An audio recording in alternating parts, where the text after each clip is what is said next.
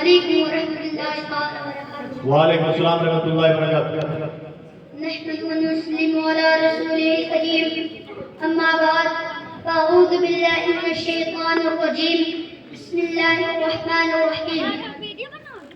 وأحل الله البيع وحرم الربا صدق الله العظيم وصدق رسوله النبي الأمين المبين الكريم ونحن على ذلك من الشاهدين والشاكرين والحمد لله رب العالمين.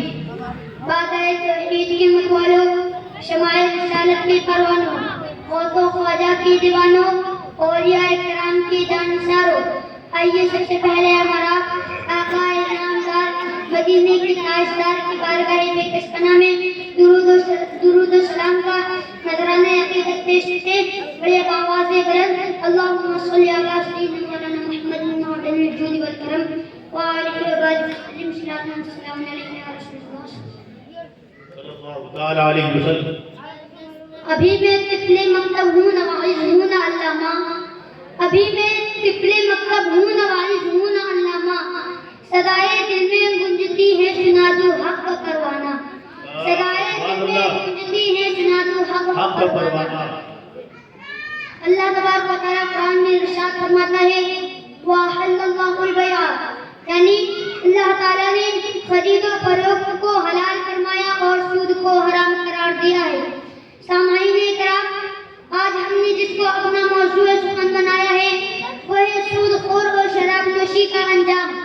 عزیز بھائیوں، مال اللہ تعالیٰ کی نعمتوں میں سے ایک بڑی نعمت ہے، لیکن مال اللہ تعالیٰ کی نعمتوں میں سے ایک بڑی نعمت ہے جس کے ذریعے انسان اللہ تعالیٰ کے حکم سے اپنی دنیاوی ضرورتوں کو پورا کرتا ہے. لیکن شریعت اسلامیہ نے ہر شخص کو مکلف بنایا ہے کہ وہ صرف جائز و حلال وسائل، جائز و حلال طریقے سے ہی مال کمائے، کیونکہ کل قیامت کے دن مال کے متعلق ہر شخص کو اللہ رب العزت کو جواب دینا ہوگا کہ کہاں سے مال کمایا یعنی وسائل کیا تھا اور کہاں خرچ کیا یعنی مال کے متعلق حقوق العباد یا حقوق اللہ میں کوئی کوتاہی تو نہیں کی. مال کی نعمت اور ضرورت ہونے کے باوجود خالق کائنات اور تمام نبیوں کے سردار حضور اکرم صلی اللہ علیہ وسلم نے مال کو متعدد مرتبہ فتنہ دھوکے کا سامان اور بہت دنیاوی زینتوں کی چیز قرار دی ہے.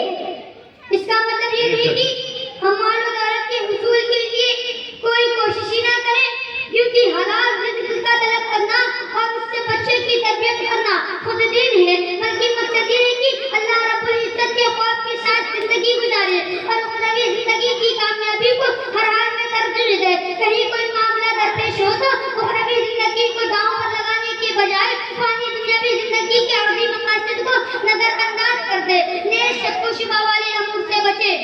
ان دونوں اصول مال کے لیے ایسی دور شروع ہو گئی ہے کہ اکثر لوگ اس کا بھی اہتمام نہیں کرتے کہ مال حلال وسائل سے آ رہا ہے یا حرام وسائل سے، بلکہ کچھ لوگوں نے تو اب حرام وسائل کو مختلف نام دے کر اپنے لیے جائز سمجھنا شروع کر دیا ہے. حالانکہ رسول اللہ صلی اللہ علیہ وسلم نے تو مشتبہ چیزوں سے بھی بچنے کا حکم دیا ہے.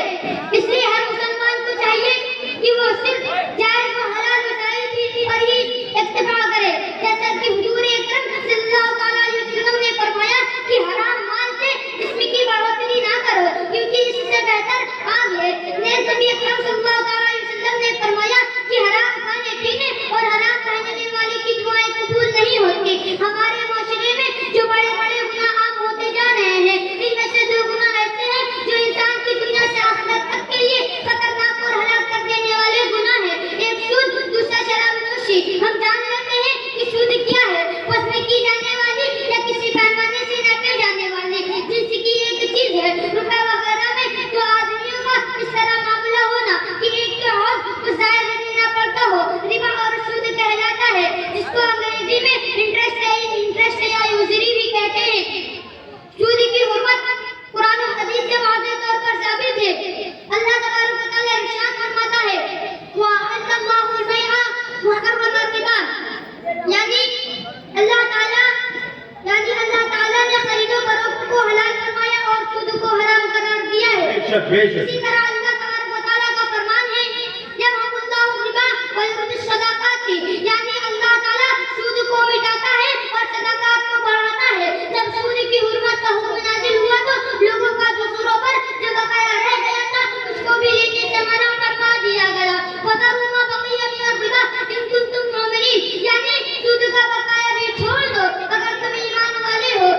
لینے اور دینے والوں کے لیے اللہ اور اس کے رسول کی طرف سے اعلان جنگ ہے۔ چنانچہ اللہ تبارک و تعالیٰ کا ارشاد ہے یا ایھا الذین آمنوا اتقوا اللہ وذروا ما بقی من الربا ان کنتم مؤمنین فإن لم تفعلوا فأذنوا بحرب من اللہ ورسولہ، یعنی اے ایمان والو اللہ سے ڈرو اور سود کا بقایا بھی چھوڑ دو اگر تم سچ مچ ایمان والے ہو۔ سود کھانے والوں کے لیے اگر تم سچ مچ ایمان والے ہو، سود لینے اور دینے والوں کے لیے اللہ اور اس کے رسول کی طرف سے اعلان جنگ ہے، اور یہ ایسی سخت و عاد جنگ ہے جو کسی بڑے گناہ مثلاً زنا کرنے، شراب پینے کے ارتکاب پر نہیں دی گئی۔ مشہور صحابی رسول حضرت عبداللہ بن عباس رضی اللہ تعالیٰ عنہ کا فرمان ہے کہ جو شخص شراب چھوڑنے پر تیار نہ ہو، خلیفہ وقت کی ذمہ داری ہے کہ وہ اس سے توبہ کرائے اور باز نہ آنے کی صورت میں اس کی گردن اڑا دیتے۔ اللہ تبارک و تعالیٰ سے دعا ہے کہ اللہ تبارک و تعالیٰ ہم سب کو سود و شراب جیسے نحوست سے بچائے، آمین یا رب العالمین۔ ماشاء اللہ۔